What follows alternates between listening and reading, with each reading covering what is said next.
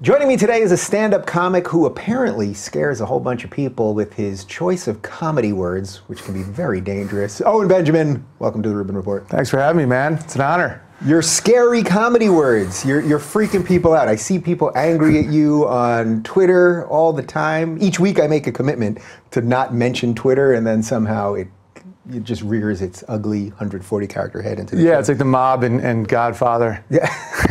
Yeah, and it's always for, I'm not even a troll or anything. It's just for saying things that I think everyone would agree with. I'm like, yeah, 3-year-olds can't be trans. And everyone's like, what? And I'm like, okay, so then I just start fighting. Yeah, so I want to get into like some of the issues you talk about and all that, but first just, I've talked to a whole bunch of stand-ups on here, but I don't talk to a lot of people that are sort of in the game at sort of the level you are at right now, like really kind of like in the thick of their career in it right now. What possessed you? I asked you before you started. You're a couple years younger than me, 37, did you say? Yeah. What possessed you to become a stand-up comic? Well, I was a classical piano player, and I was in college, and my dad taught public speech, still teaches public speech, so I've always been comfortable on stage, and I would play piano at weddings, but I would just get hammered and write songs for people, and so my friends in college were like, you should open for this dude who's coming. I'm like, who is it? They're like, I don't know what he's been in. It's just this dude named Kevin Hart.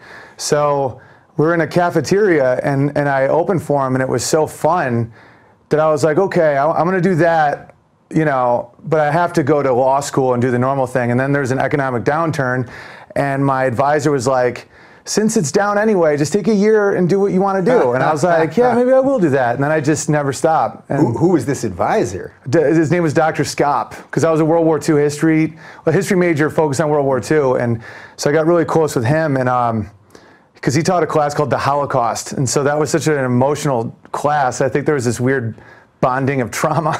So we just got really close. And so I trusted him, and then I met, you know, Nick Swardson and Adam Sandler early on, and so I could make a living. And it's so funny how, like, when you're saying, like, I'm pissing people off on Twitter, it's for things that I was almost called a hack for 5 years ago. Like men and women being different. Yeah. Like back in the day, everyone's like, oh, Owen's so broad, he's such a hack. Yeah. And now it's like, you cannot say there's a difference in gender. And I'm like, if you just don't move, the Overton window just keeps sliding you right over. Yeah, well, I've been saying, it's not that the Overton window has shifted, it's that it has shattered at this point. Nothing that made sense 5 years ago in a comedy sense actually makes sense anymore. Oh yeah, like watch Blazing Saddles, or I watched it like a month ago, and first off, the amount of times that they say the N-word, of course, is off the charts, but just everything, every stereotype, literally every stereotype you could think of in a modern sense is in that movie. They could not make that movie right now. No, and I think people don't understand sarcasm. It's almost like late onset autism. Like I was doing a bit the other day, this is what got me in this heat with this Shaun White character, is I was doing a bit about being a progressive slave owner. Yeah, I'm a progressive slave owner. It's like, the problem with slavery was it's only black people, which is unfair. I want all the people. If you can't outrun the nets and the harpoons, you're mine, you know? And people thought I was promoting slavery, and I'm like, I think not assuming that I know that's bad is like almost scarier to me. Yeah. Where I'm like, I do another bit about not having white pride or white shame, and I'm like, I've never done anything to anybody. My last slave was in 08, you know, thanks a lot, Obama, you know. And people are like, what? I'm like, do you think someone's knock knock, who's there? Like, do you think there's a door here? Right. Like, how do you not see that mechanism of comedy? What do you think has happened there? Because I noticed that for me, when I was in the thick of stand-up, which really was about 98 to around 2010 and less in these last couple of years, I noticed a change when cell phones started popping up in clubs. For sure. And then there was, you know, obviously the Michael Richards incident, and then everyone was videotaping everything. I noticed that comics were distracted all the time. Even if I saw one guy just on his phone in the back, that would bother me, even if I was crushing. You know what I mean? I could have 100 people, I'm killing it, but the one guy, like, that was something that shifted comedy for me. It's the lowercase I. It's the bitten apple, man. This is some biblical shit right here. You know, it's like the lowercase I represents narcissism without even the strength of it. You know, it's like that, there's a book, The Screw Tape Letters by, I think, C.S. Lewis, where it's two demons talking to each other about how to get souls. It's kind of comedic, but pretty profound. Mm-hmm. And one of the demons is like, it's worse to want to do something terrible and not even have the balls to do it. like that lowercase I, iPhone, iMac, I, but it's a lowercase. And then the bitten apple is like the fall of man. And I have an iPhone, I'm on tech all the time, I'm not judging or being above it, but that creates this environment where stupid people are now entitled, where they're like, well, as someone who knows nothing, I think, and people listen to these. If you know nothing, that gives you extra privilege, I think. Oh yeah, because you're, level, right? yeah, because my smart privilege is really showing, I guess. But it's like this weird, like people that don't know the definition of words. You know, I think we're 20 years away from people just being like, nah, I'm speaking Japanese. Like they almost don't care at all about the skill set. How much of this do you think is actually just a phenomenon of the online world? Because I'm a firm believer that out there in the real world, and when you do what we're doing right now, you really can bring out the best in people, and that they're not all hysteric know-it-alls. Well, yeah. I mean, I live firmly in the real world. Like my brother's an arborist, so when I'm not on the road, I'm literally doing lumberjack work with a bunch of vets. So it's like I live in the mountains in a small town. Like I know the sanity of people, and I also tour so much that I know I'm not offending communities. You know, like I'll finish a show and a bunch of like inner city black dudes are like, you're the only white dude I find funny now, man, that was great. And then you go online and it's just a bunch of white Yale chicks being like, how dare you? And I'm like, but it almost doesn't matter because the online world is so powerful. Yeah. Like it gets me fired. It gets me, it'll make my income go down. So that's when it becomes real to me. Yeah. Where people can be like, it's cyber, but is it? I think it's becoming its own organism. Yeah, so it literally can make your income go down. You are not making that up. So just in the last, 2 months, because of a comment, I think that started on Twitter, you got a gig canceled for a couple grand. I mean, what, it was about $7,500? Yeah. $7,500 bucks. $7,500 bucks. You had a gig canceled at UConn. So can you tell me about that? Yeah, so I was having an argument online where I revealed a very problematic view that I don't think 3-year-olds can be transgendered. And then especially once they started talking about hormone blockers, like, you know, my instinct to protect was kicking in. And I was like, this is wrong, you know, and people started calling me transphobic. And I'm like, that's 3 not... years old. Three. Yeah. And now the kid's like 6. And this guy is fairly powerful in podcasting. I think he's been on NPR a lot. And, you know, so I get all these... what used to be trolls, like these little, what are they, eggs? Yeah. Now are like blue check marked people. Yeah. And I'm like, wait a minute, so you're a writer at an Amazon show and you're gonna call me human garbage because of a child? But I don't back down. Yeah. I'm like, okay, so do you believe a 6-year-old? It's like, but they identify. I'm like, dude, I identified as a dog. Like I thought I was a spaceman. I was an Autobot. Right, yeah, and it's like, because it also completely derails actual, you know, adults making the decision to transgender. I'm like, what you're doing, it's almost like the Spacey thing where he almost equated being gay with like, like in kids, and you're like, okay, that's such stuff back a good 10 years. You know, I'm like, that's crazy. And so then people just kept coming at me and I wouldn't stop. You know, I'm like, no, I know people that want to kill you guys because it's child abuse. I know boys that are rape survivors that became trained killers in Afghanistan that literally, like, just please don't do this. There's people that hate you, and because I used to, when it used to be. Wait, I might have missed where you were going with that. Boys that were. No, I have friends that, you know, because I live near a rehab facility for heroin, and a lot of them are vets, and they, meaning the trauma that. Yeah, they like when a grown man is saying that he's gonna pump hormones into his little boy so they never go through puberty.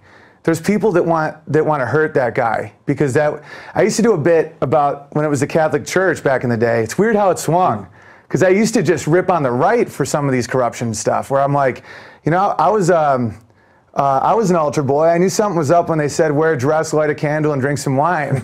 You know, I'm like, I was on a date. Yeah. And I'm like, now you guys are encouraging this behavior, and I'm like. And it just kept going until I got this email that was like, due to, you know, recent Twitter stuff, like we have to disinvite you to UConn. And so I posted that because that's happened to me before with stuff. I've been asked by agents to take down certain tweets that looking back were absolutely valid. And And so I posted that just because people think we're lying. Like people like me and you in this industry are almost canaries in coal mines sometimes, where I'm like, no, they're trying to shut you up. Yeah. And so then my agent dropped me, and like. So, and you were with you don't have to name them if you don't want. CAA, I can name them. This is one of the, like the big and I've been with 5 them for or 10 so years. agencies. Yeah. I've been with the same manager and the same agent for 10 years. So I'm not one of these problematic clients. Like I've never left anybody. Yeah. And so. And I just done this, like a pilot with True TV like a month before. So it's not like I was even on a downward thing. And I guess I just crossed so many lines that they were like, and they're good guys. You know, I'm not mad at the agents. I'm mad at the system that makes it so comedians now have to push an agenda. Right, like this endless cowardice that's sort of middle management people then. So they're just like, all right, we're going to cut Benjamin, we'll just let him go because we don't want to deal with the heat, regardless of whether you're killing it in the clubs. They don't care. Yeah. Dude, because my Twitter has been going up. My YouTube subscriptions have quadrupled in a month. Yeah. And it's like, that doesn't matter to them. It's this outrage Ponzi scheme. It's almost like a Bernie Madoff thing with outrage, where it's like, you have this Ponzi scheme that has to grow and find new victims, or else it all collapses, and then you have to read Thomas Sowell and realize there's some economic issues. Yeah. But well, we're getting Sowell on the show in a couple weeks. He's one of my heroes. Yeah. I'm Black Redneck, White Liberal is one of the best books I've ever read in my life. I've been working on this guy literally for 3 years. We're going up to Stanford to do it. Oh, I think that's genius. Yeah.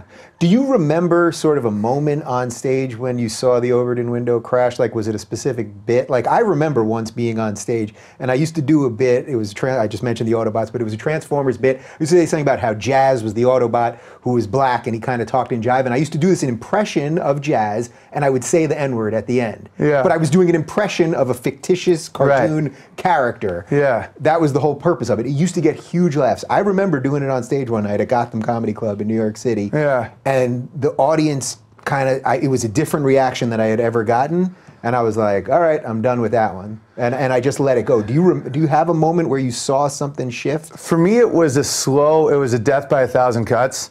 But I remember one joke in particular because in LA, a lot of my friends are gay. So I would write a lot of jokes around like that would make them laugh, you know, and then and I remember I'd go to certain areas and there'd be these like housewife type suburban brain dead idiots, and I would do a similar joke and they would turn so hard, and I'm like, bro, I wrote that like at a gay bar, I think. You know, and one of the bits, the bit was I was like, yeah, AIDS affected a lot of communities, you know, but no one got hit harder than the vampires. And I used to do it, it's hilarious, because it's not anti-gay remotely. It's like, wait a minute, how do you get this? From blood and sex? That's all I've done for 1,000 years. You can't put a condom on a fang. I don't know who I just killed, you know? Yeah. And I remember getting groans and being like, that's a brilliant joke. I hate you guys.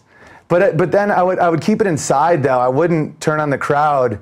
I try not to turn on the crowd for being stupid, but I remember just being like, this is getting worse and worse and worse. I've seen Zach Galifianakis say the N-word on stage in 2006 without any hate or malice, obviously. And that didn't get the same reaction. And now you can't even be a certain type of person on stage. Yeah. What do you make of just like the comics in general? Like the state of comedy to me right now is pretty awful. Bunch of pussies. These guys that I used to love and admire, many of whom I know. Oh, dude, they're cowards. And I'm looking at them now, and they're preaching all day long, whining all day long. Yeah, like Jimmy Kimmel and all these guys. I'm like, dude, you guys are cowards.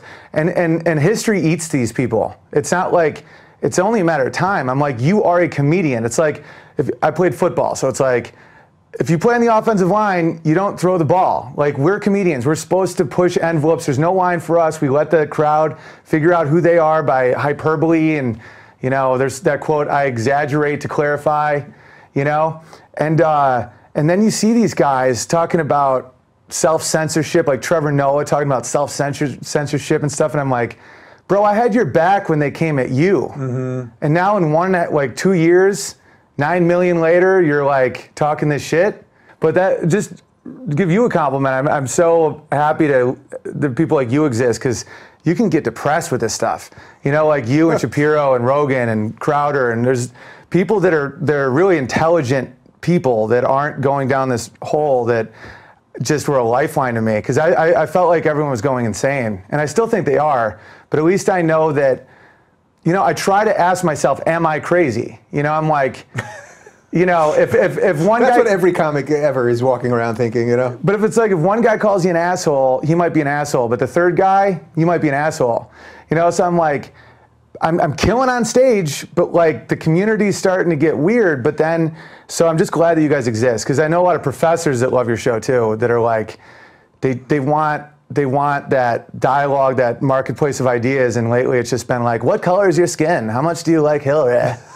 And you're like, Well, thanks. I mean, I appreciate that, and that's why I wanted to have you on, and that's, I think, why we sort of got in the loop. You know, we're very much in that same loop in Yeah. Twitter, and there's a lot of crossover in our audiences and all that. You mentioned the college thing and professors. You come from two professors. Both from my parents are professors. The SUNY system, State University of New York. I'm a product of Binghamton. not SUNY Plattsburgh right here. Oh, and your parents from Oswego, right? SUNY Oswego, yeah.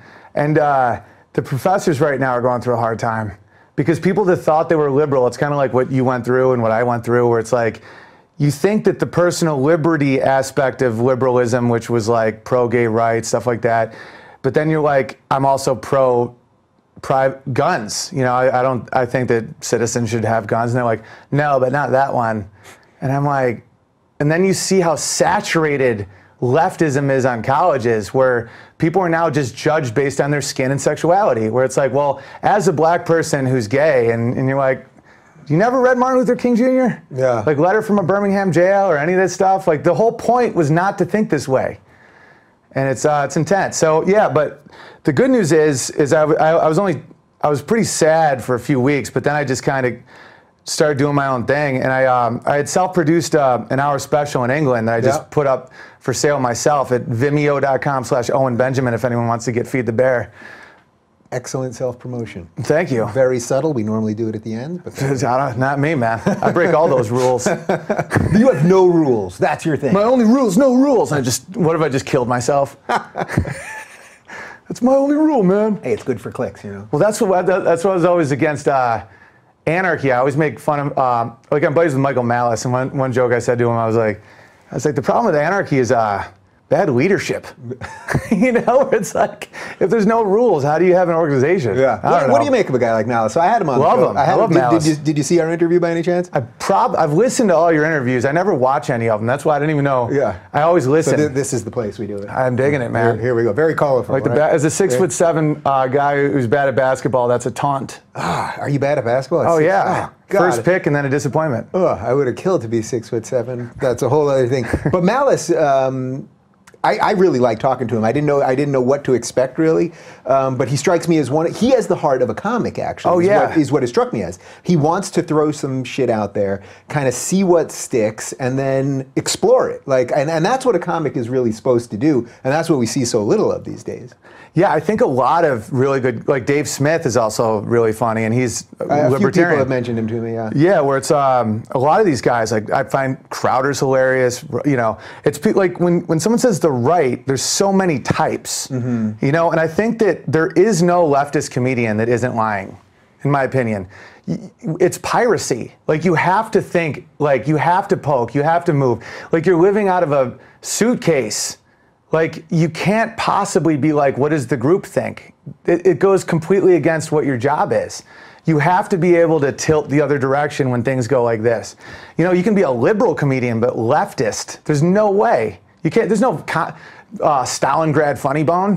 You know what I mean? Like, that'd be insane. Like, he killed the first dude to stop clapping got killed. But is that why this is so dangerous right now? Like, I can see the passion you're talking about it with, and I feel it when I talk to all my friends that are comics. Like, everyone can feel this thing. Like, when comedy dies in a society and we just replace it with screaming, that seems like it's pretty fertile ground for some other stuff to go really wrong. Oh, yeah. Because words are what keeps us from killing each other.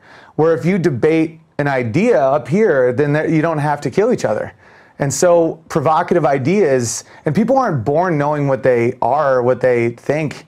Like, that's another thing that I have a problem with. It's like, oh, you said the wrong thing. It's like, I might be wrong, but I'm not lying, is my point. And I will find the line. But sometimes I thought Colin Kaepernick was Puerto Rican for like a year. You know, and then I'm like, why is a Puerto Rican taking a knee? Does it have to do with Puerto Rico? I'm dead serious. And then I figured out it was a black situation, and, you know, so you're always trying to figure it out. What about the what about the clubs? Like, what's actually going on in the clubs themselves? Like management, that kind of thing. Like, I've always dug the improvs, like that. I had a recent thing with one of the improvs, but it turned out to be this bizarre thing that happened because I had just lost my agent. Or I guess they wanted to switch a week, but I didn't have an agent, and they didn't wait to be told anything back. So I assumed it was like some sort of, I still don't really know what happened, but they seem cool, but I'm going to break away from that too. I just think with the internet and your own fan base, you can just do small theaters and rock clubs and stuff. Even though I love comedy clubs, but it is political, and I think that like if you don't have an agent, it's not that easy. Yeah. So nobody has called you and been like, all right, so CAA dropped you? Yeah, no, people have offered to rep me, but another weird thing that happened is a lot of these mid-level agencies got gobbled up by the big guys. Yeah. So now it's basically just Walmart, Target, and it used to have, there was all these agencies, and now it's just UTA, CAA, WME, there's like 6 of them. Yeah. And I think that there's a real push to not break ranks, And I can't go with that, because if you look at the late night comedy hosts, they're all the same party. So that's where I wanted to go, because you tweeted that image, right? I saw that image going around of all the late night hosts. Yeah. And basically, it's pretty much all white guys. Now, I know we don't care about identity politics, but I'm just painting I this. do, bro. What guy? No, I'm just kidding. I'm just painting this for the average person. Of course. It's all these sort of 40-ish to 50-ish white guys, and then Trevor Noah, and then Larry Wilmore, who's not in late night anymore. But your point, and I think what a bunch of other people picked up on in it, is every single one of these guys think the same way. And I thought that was really interesting, because in an odd way, I was looking through it, and I'm looking at everybody, and I was thinking, man, Bill Maher is probably the most centrist of this crew. Yeah. Which is a crazy proposition. Crazy. Yeah. And yeah, it got 30,000 retweets, and still Hollywood agencies and stuff are like, yeah, there's no market for that. But what does that tell you in light of just the Weinstein thing and just the way Hollywood's kind of crumbling right now? Yeah. It's like, what are they doing? What do you think they're actually doing? Spiraling. Like, it makes no business sense. They're losing out on I'm selling my hour and it's doing fine. I'm like, I think it's almost like certain gatekeeper positions when the technology exists that starts eliminating those positions. I think universities are almost starting to lose I agree. What makes them great. And I think that's when they get on this moral condemnation kick. Like some of the smartest people I meet are like truck drivers, because they listen to your show and Peterson and, all these lecture series is for $1, and then you go to Yale and you're just told that white men are the reason Halloween is about slavery, just nonsense. Yeah. And I think they're just trying to hold on to a position that is just not going to stay. Like, I think all of Hollywood, Warner Brothers is because they needed sunshine and giant cameras. Like, we have those cameras now in our pockets and a distribution platform in the air. But yet these people are going to tell me that I can't dress as, like a big Mexican hat, or else it's sad. I don't know. I don't even know what they're talking about now. Yeah, I was going to offer you some tequila behind you, but that's cultural appropriation. That could be offensive. I can only drink vodka. There is some clear vodka. Bro, I'm a glacier monkey. I've never heard that phrase before. I know. I think I might have coined it. Did you just make that up? Well, I was ripping on a Canadian the other day. Somebody was yelling out I was Canadian, and I called her a maple leaf eating snow monkey, and that kind of stuck in my head. Yeah. One of the other times I noticed that something was changing in the clubs was that I noticed that heckling started getting people kicked out of the clubs, which for the first many years that I always loved hecklers, always loved. I didn't even love them. If I was on the best tear of my life and a heckler started, I would always use it, and I always loved it. A heckler never beat me. You just know how to do it. If you're live and you're present, you have the mic, they're there to see you. If that person beats you, you need to find another line of work. It's real life. It's real. It's like that's why people want to see you live, because you can see all the bits on YouTube, but come see something really go down. Yeah. And you never know what's going to happen. But did you notice that also, that then they'd start kicking hecklers out? I always hated it. It's back to your original point. I think it's about the phone. Like, with the invention of the phone, I think a lot of comedians felt very vulnerable, that if they were working on a new joke, someone could embarrass them. And then that started creating this weird world of like, don't let things be natural because I could be embarrassed. But I used to be a heckler at a Renaissance fair in high school. Really? Like, I was in a stock, and and people would pay money to throw tomatoes in my face. So the more deeply I could hurt someone, the more money I made. And I was just with gypsies all day long, and I was 17. And that's when I learned that it isn't what you are, it's what you have pride in that can be used against you. You know, like a giant fat person doesn't care if you call him fat. It's someone like me right now is like 10 pounds overweight because he has a new kid and he's not sleeping enough. You know, like I would spiral if someone called me fat. But a giant fat guy. You haven't lost all the baby weight yet. That's what you're I telling still me? got baby weight, bro. Oh, that sucks. Yeah, if you don't sleep enough, you just crave chocolate. So it's like that's what can get someone. It's like, you know, the super chiseled guys, you know, imply that they're gay. Like a happy gay couple don't care if you call them gay. Yeah. It's the dudes that are like super, like trying to be like Swayze Roadhouse. You know, it's like that. And I would do that 10 hours a day, just getting crushed with tomatoes. And I mean, that's your sitcom right there. Have you wrote that yet? That's it. No, I mean, I would always get. What incredible, like, what great, rich stuff. And just for a call it The comic. Fair? Yeah. I mean, that's incredible. That's how you got into stand-up. That's like the most perfect thing I've ever heard. And I didn't even know I was getting into stand-up. It was just a summer job. I was working in the turkey leg booth, and this one gypsy realized. Also very funny. The turkey legs are huge. There's a lot to work Everyone with likes there. turkey legs. Yeah. And yeah, I feel like people don't even get mad when we kill turkeys because they're such dickheads. You know, like, have you seen wild turkey? Like, do you hang with wild turkeys ever? I'm landlocked here in LA. There's not a lot of fowl running Well, around. I'm in the mountains. If you ever, you know, want to know what it's like to be a man. Yeah, I got some chickens back there. Did I hear you have chickens also? I have 10 chickens. I only have 3 chickens. I used to have 3 chickens. I went into 9th grade, bro. Yeah. I'm just kidding. No, but like turkeys are like dicks. Yeah. So when you kill them, even vegans are like, yeah, it's a good kill, bro. But so then I was good at like handling customers. And so someone threw me in the stocks, and I just I did pretty good. I started beating the joust in attendance. You know, because you got to That's take like your the highest thing, probably, right? yeah. Those guys, the knights can be real arrogant, and because you also got to lose. I can't just always win as the heckler. I can't like pretend Right. like it's okay when I get hit with the tomato. Like, oh, I don't care about the tomato. There has to be stakes. Like Yeah. if you hit me, I'm humiliated, even though I wasn't really. But I had to set it up where someone could potentially win. And so I created this little world that, so I really understand heckling and trolling.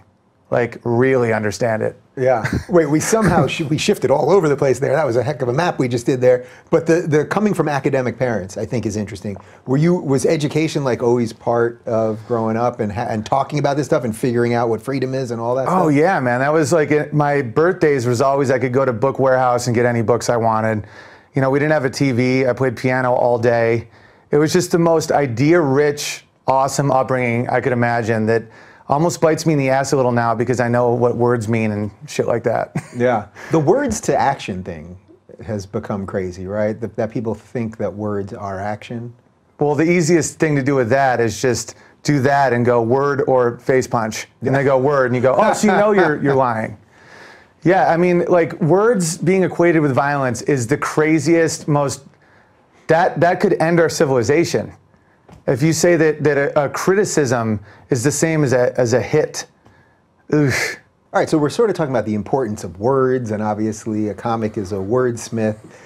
We were talking before, and I mentioned something about liberals versus leftists, and you were saying how much you like Crowder. And one of the things that I talk to Crowder about all the time is that I wish that he would focus more on leftists than liberals, because I want those things separated. I am a liberal, but I am not a leftist. Yeah, I think about this a lot, and I think that I agree with you totally about the difference between leftism and then there's also a difference between being a liberal and being liberal. Yeah. Because liberal, I'm a liberal person. Like it's a personality trait of openness.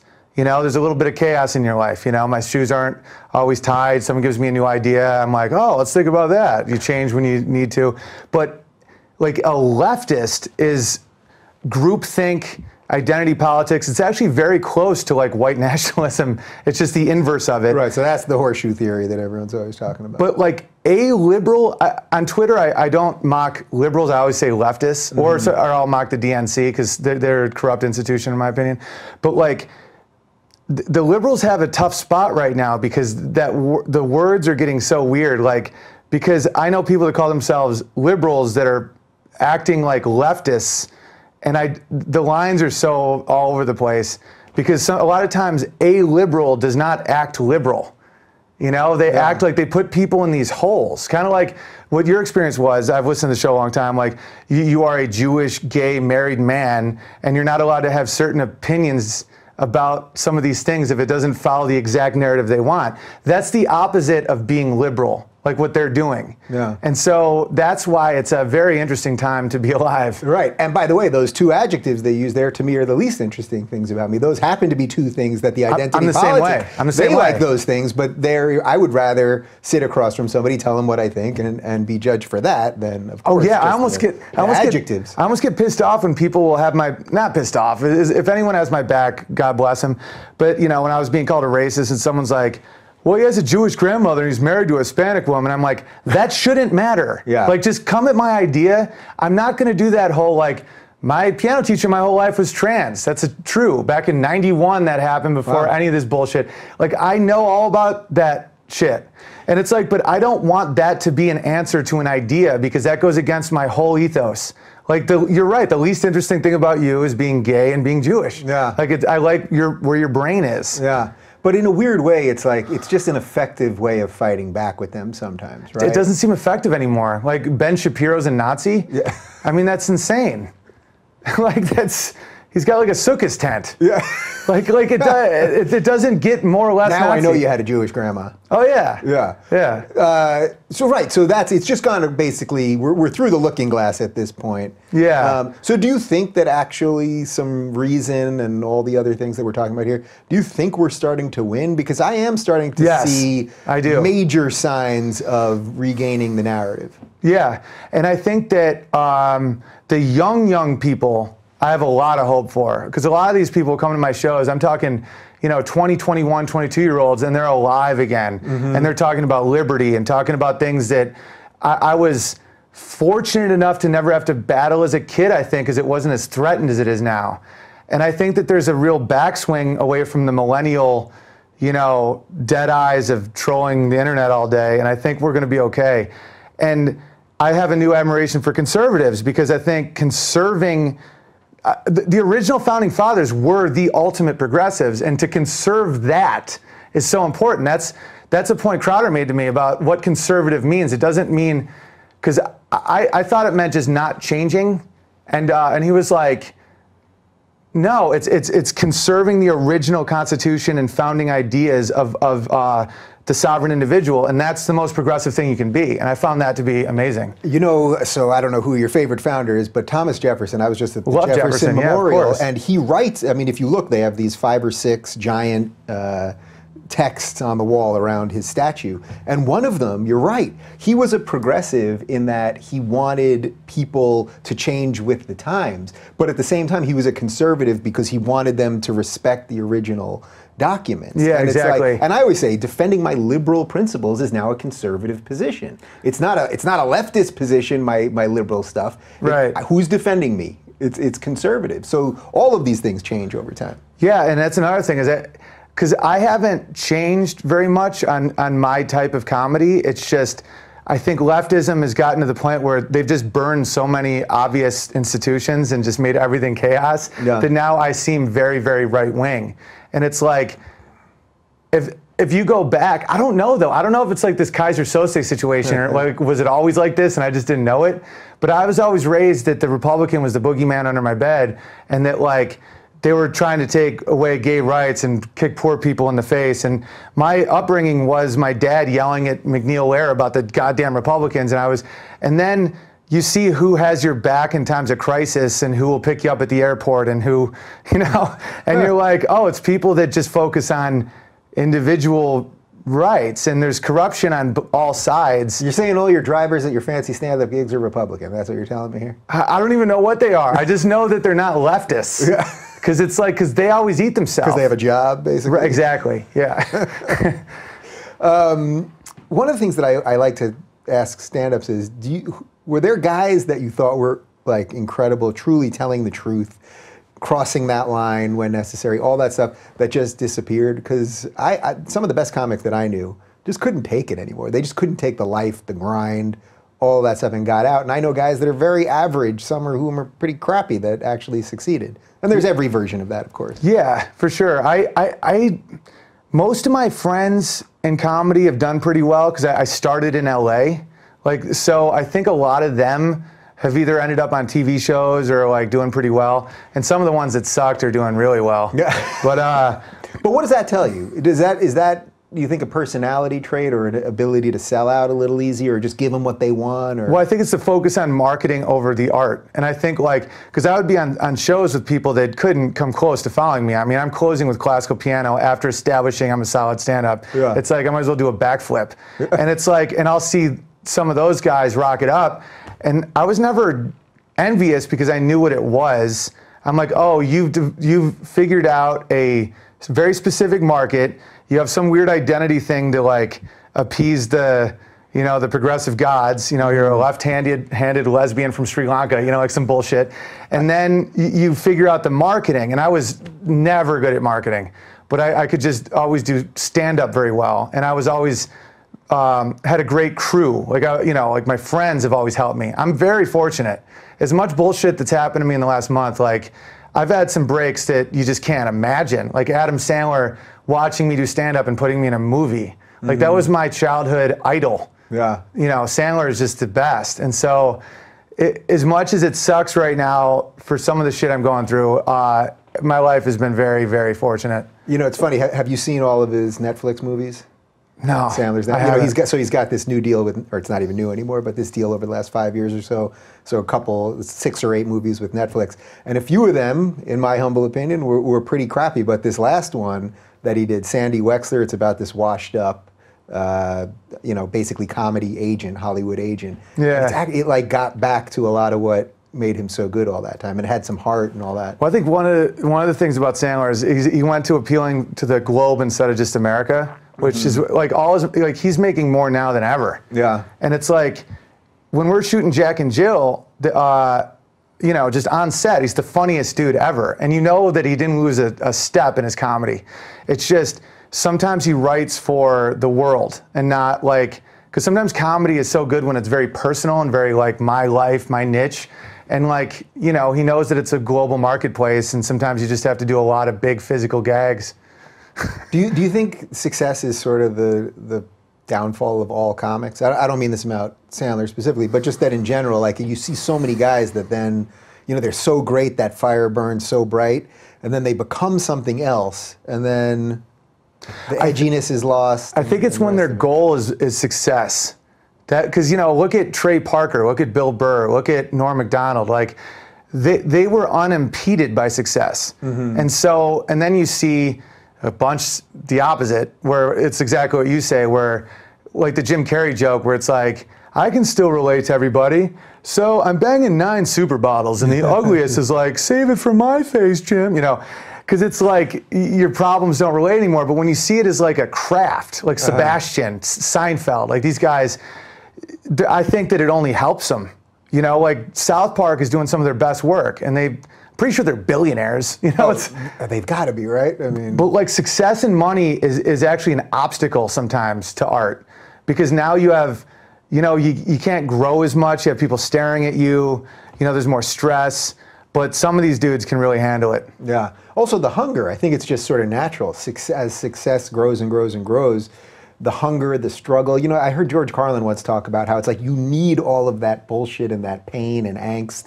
You need that for a certain point to be a great comic. And then at some point, if you don't own that, it'll ultimately destroy you, which is why you still see so many comics dying of drug overdoses and killing each other. Yeah, like lately, like now that I don't have a safety net, I've been doing some of my best shit. Like I'm doing like live streams on YouTube. I'm starting a Patreon, more podcasting, because it's like I have an infant son and a wife who doesn't work. So it's like, well, she works obviously as a mom, but so when I'm put in that, when you back me into a corner, it's like the wounded deer jumps highest. And I think that like that hunger that I felt when I was a 23, 24-year-old busboy in LA, I'm almost re-getting again in my mid-30s and trying to get just a direct connection to my actual fans, which is pretty fun. Yeah. What do you think people don't know about the life of a comic? Like everyone's heard the road stories. And the amount of time you are alone and how that can destroy your brain. Because like you see the guy or girl in front, or Ziz or whatever. Yeah. No, but you see, yeah, whatever you identify as. But you see them in front of all these people, and then you see the love they get, and the hugs, and the high fives, and the drinks, and every other hour was just staring at the back of someone's head in a plane, being in a hotel, missing your family, you know, wondering if you can jump rope on the roof to try and, can you get a green smoothie somewhere so you don't get fat and diabetes? You know, that, I was going to do a whole show called Downtime, which was everything else. Because that'll kill you. Like, isolation kills animals. Yeah. And humans are very communicative, social animals. And if you put someone in a little room by themselves, they can go kind of nuts. I remember for like the year that I was really doing road work, and I was mostly in New York City, I opened for a weekend. We did 6 shows over 3 nights for Bobcat Goldthwait, just the two of us. Nice. That dude's a genius. And he's a great comic. I actually didn't know, you know, I thought of him as the Police Academy guy. I never really knew him as a comic. Well, his documentaries are sick. Yeah, but that was I hadn't seen any of them till after this. But I did this weekend with him. It was at Bananas in Poughkeepsie, not too far from Oswego, Yeah. right? Somewhere up there in that area. And it's at, you know, but it's in a Best Western hotel, sort of in the middle of nowhere. Yeah. But to me, it was like the greatest gig that I had ever got. And I'm doing all these shows, and there were hundreds of people, and I couldn't believe it. But I remember one of the nights, I think the second night after the second show, I'm like, you know, we get standing ovation. It's great. I'm saying hi to all these people. I think I signed my first autograph. I was so excited. But then I end up in my hotel room alone at a Best Western, like 3 in the morning. I'm starving. There's nowhere to go. And the juxtaposition makes it even worse. Yeah, and I ended up going to the end of the hallway and getting Skittles, and ate Skittles in bed at 3 in the morning. And I remember thinking, this is a nightmare, actually. Yeah. Oh, and the bigger you go, the bigger that drop is. Like, I closed Carnegie Hall with Vince Vaughn. You know, I'm touring with those guys. He has me be his closer because I do a big like Journey thing. It just couldn't be bigger, and then you're alone again. And it's like, if your day goes like this, it doesn't hurt as much as it goes like that. Yeah. And when I was featuring for Swartzen, I was always like, oh, this is an easy life because I didn't have to do morning press. And like when you wake up at 5 a.m. and you don't shut off till 2 a.m., like there's no possible way. Your sleep pattern is basically like special ops war shit. And like you can't sleep right. Yeah. And so then people start taking pills to go up and pills to go down. And before you know it, you're dead. Yeah. What's your Journey thing? Oh, well, I do, in my new Feed the Bear special, you can get it at vimeo.com/Owen Benjamin. Yes, no, yes, but yes. like... We'll link to it down below. No, I know, but I just do, it's kind of funny to plug stuff. I just think it's like so classless that it's funny to me. This is like 1960s, you know, you could have a shirt on. We're merch. Have you read Norm Macdonald's new book? No. Yeah, you gotta read it. He talks about how he's always wearing his Dirty Hat shirt and his SNL. He's always wearing his merch. Yeah, yeah. But so I do a bit where I talk about how I'm not living my first dream. Like being a comedian was my third dream. I'm like, my first dream was to be a real like ballad guy, you know. But people just kept laughing, you know. And so I have the crowd pretend I'm a real ballad guy. So I like instruct them when to laugh and when to, no, not to laugh, when to clap, when to sing along. And so back then I was doing Journey, and so I'd be like, just a small town girl, and everyone would be like, ah, and then Vaughn had come out, Living in a Lonely World, and Kevin James had come out, you know, Took the Midnight, and then Faison Love, and we're all doing this big dance routine. Yeah. And it was just, when you tell the crowd to do something, they will do it, and then they'll actually feel it. They feel it. And then I'd call them, I was in England with the Impractical Jokers in January, and we're doing 12,000 seat stadiums, and I'm doing the same shit, right? Yeah. And so I started calling them my Fireflies, because it would just be the O2 Arena, just rah, except I was doing over the pants hand job in a Walgreens was my closer, but it was to Coldplay. Yeah. And it's like, because it sounds funny, but then within 30 seconds, they're like, I feel emotional.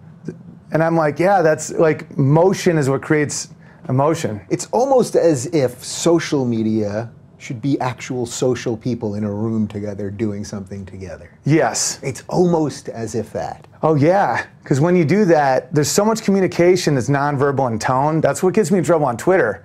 Because like my tone and my demeanor always makes it feel funny, I think. Not always, I bomb in person. But typically you know where I'm going with it. But on print, I can sound like a psychopath. You know, because I love sarcasm, I love juxtaposition, irony. So, you know, someone was like, oh, have you read, like, do you think if students were forced to read Mein Kampf, like, would that be better for, school kids or something? This is like today, I was like, well, I read it every morning. But that's a joke. But you have to kind of see the glimmer to see it. Yeah. And if you don't see it, you might be like, does this dude read Mein Kampf every morning? Maybe Twitter might need like a new, now they're going to 280 characters, which is a nightmare. Like, was anyone like, I want more tweets? I don't even want the 280. I like my limitations. But as a writer and someone that cares about words, there's a beauty to the 140. If they told me they were making it 70, I'd be okay. But going the other way seems like that is exactly what we don't want. Dude, the mortality of man is why our life has meaning. Like, imagine if we lived to be 1,000. It's like every year it'd be like, fuck it. Like 140. Yeah. Gotta keep it tight. I was, this little sidebar, but since we were talking about Journey, I got narked at a Journey concert in Orange County, outdoor arena. I was smoking pot with some friends. We got busted like 2 years ago. What'd they say? They came over and they said, what are you smoking? And blah, blah, blah. My friend, threw the joint away. And they didn't kick us out, but we were scolded at an outdoor Journey concert. What is this world coming to? With Steve Miller Band. I mean, legally, I thought you had to smoke pot there. Like, you have to. Yeah. They hand it out. I mean, how are you supposed to think about being on a magic carpet ride? Or no, that's not them.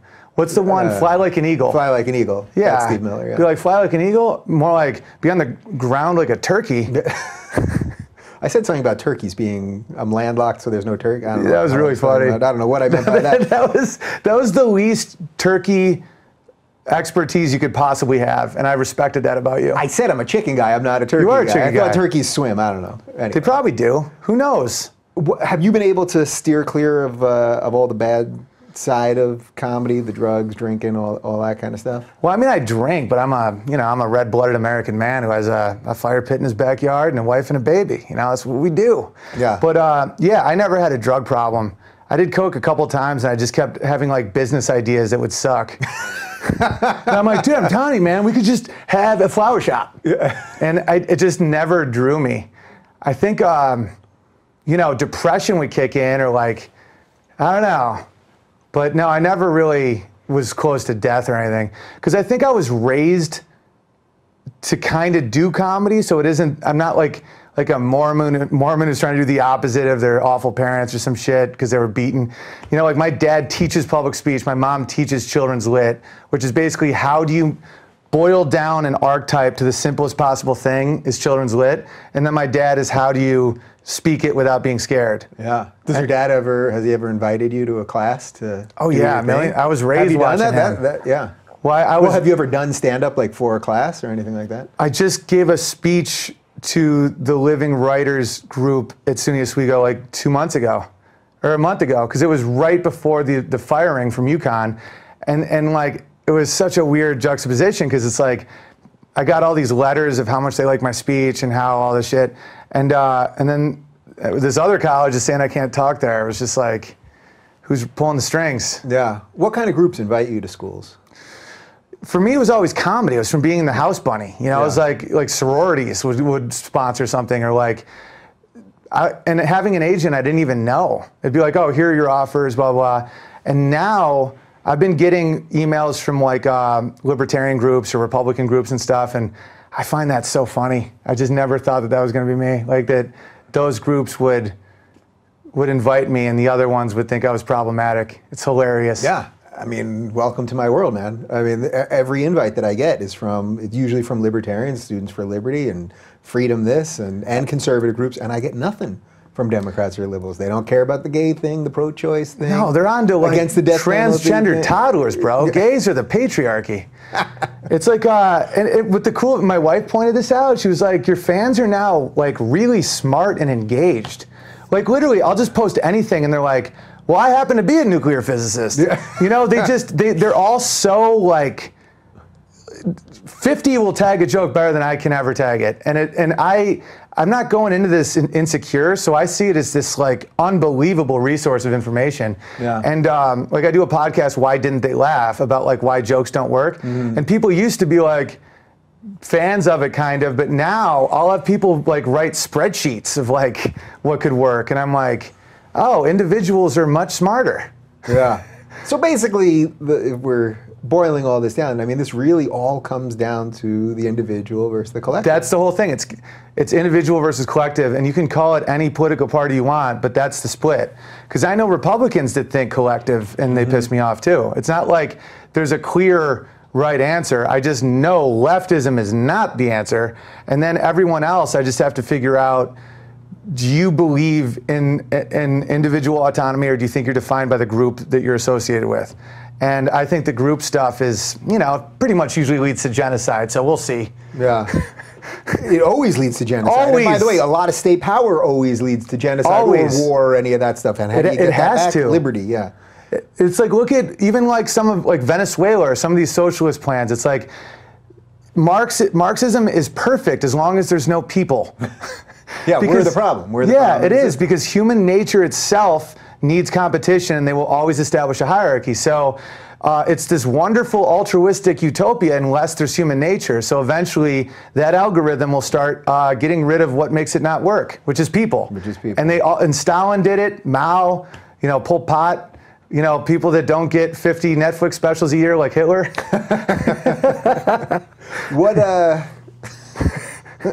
Like, he gets more Netflix specials than Bill Burr at this point. That guy, well, he's got a good publicist, I think. Yeah, Hitler and Kale. Yeah. Where does Trump, speaking of Hitler, where does Trump fit into all of this? I think Trump's just he's a response. He's an agitator. He's a guy that was I was against Trump in the beginning, and then I saw that a lot of this fire and brimstone never happened, and they keep acting like it's happening, and I'm like, are you guys crazy? Like, he's the first president ever elected that's pro-gay marriage. The stock market's up. We're not rounding up Muslims. He tweets like a jackass. He tweets like a Twitter on coke. Yeah. And he has that embarrassment element, but at the same time, he was kind of shattering this PC thing that was happening. So I think that he just is what he is. He's kind of like this eccentric, narcissistic guy that is, in my opinion, better than what Hillary Clinton would have been. And the libertarians need to get their shit together. And yeah, that's what it is that the libertarians got to get their shit. I mean, that's the thing. It's like, for me, it's like, as I said, I love that Thomas Jefferson stuff, and it's like, that's the guy I want. The guy who understands that. But they don't get elected. But they don't get elected. Like, we need someone to be like, now that I have power, I want to limit my own power, which is so hard to find someone to have those simultaneous personality traits. It's like, how do you get someone in office that's willing to pull back the federal government's expansion? Because that's the part of the right wing I like, is limited government, individual freedom. But it's just like Bush was expanding the government. It's like all these guys, they'll say they're right wing, but then they just do the same shit that the leftists are doing. And that's why I'm like, how do we get around that? It's almost like absolute power corrupts absolutely. Unless you're over 6'5". In which case, very good. I mean, we've been powerful since birth. I'm still depressed about the 6'7" basketball thing. It seems like such a waste of height. That's what people say. That's why I go up to short people and I ask them if they get shot out of a cannon. And when they haven't, I get real disappointed. That's a waste of cannonball size. Yeah. You're going to have the little people lobby after you for that. Well, a lot of them like me because I balance them out. Like, they jump on me. We have adventures. Carry them on my back. Little Master Blaster, Mad Max kind of thing? Exactly. Yeah, that's pretty good. I feel like we did a little bit of everything here. Did we miss anything? I mean, we could just keep talking. Well, you're doing Rogan tomorrow, I think. I am, yeah. You do a 3-hour thing with him. You going to get high with him, or you don't smoke the weed? I smoke occasion. He hasn't smoked in a month, so I think there's really no way around smoking weed with him tomorrow. Oh, I'm a little behind. Has he not smoked? He took Sober October, and and so I'm gonna go out on a limb and say we're gonna smoke some weed. I'll smoke weed, but for me, it's like I ate an edible on Joey Diaz's podcast, and I kind of lost my mind. Yeah. Like, not in a bad way, but I just kind of wandered off during the podcast and never came back. And ever since then, but that was like 200 milligrams of THC. That's a lot. But ever since then, I've been a little, I don't know, I'm a little nervous to like smoke and try and talk. Well, I always saw guys that were like really doing a ton of drugs or smoking a ton of pot and all that were doing stand-up. And I always thought, you're just going to keep opening up doors till you can never get back. You know what I mean? And for me, it was like, I could open up some of those doors, but then I was like, all right, I need to like have some semblance of sanity to be part of it. Yeah, it's like, where's home base? Yeah. Like, are you just now coming from like, You know, and Tim Ferriss had a good phrase. He said there's always a biological, like a biological debt. It's like, you know, whether it's human growth hormone or Adderall, you know, it's like if you go up, like whatever you just made, it has to be paid back somehow. You know, whether it's like a hard sleep crash or like you get like fat boobs, you know, like something's coming. Right. You know, like I had friends that took a lot of steroids and now they have like no balls because their balls were like, I guess you don't need us anymore. Yeah. That's pretty crazy. My balls are too important to me. Yeah. Dude, I love my balls. Yeah. That seems like a fitting end. I'm going to let you pimp out the Vimeo. I'm going to pimp out your website. But I want you, you know what? You can even do it, you want to do it directly to the camera? Yeah, of course. Go directly to the camera. Is this one? That one right there. Right? That one right there. Hi, if you've liked me today or tonight, I don't judge when you watch. You can go to hugepianist.com, which is my website, or vimeo.com/Owen Benjamin to get my new special, Feed the Bear. Feed that bear, baby. It's going to be a long winter. And I was going to go to hugepianist.com. I had it right there. I was going to say it. I just wanted to say it, really. But oh, nice. Thank you for that. You pimped it out yourself. So you know what? Instead, I'll pimp out your Twitter. It's @Owen Benjamin. It's been fun, man. Thanks for having me. Thanks. It's an honor.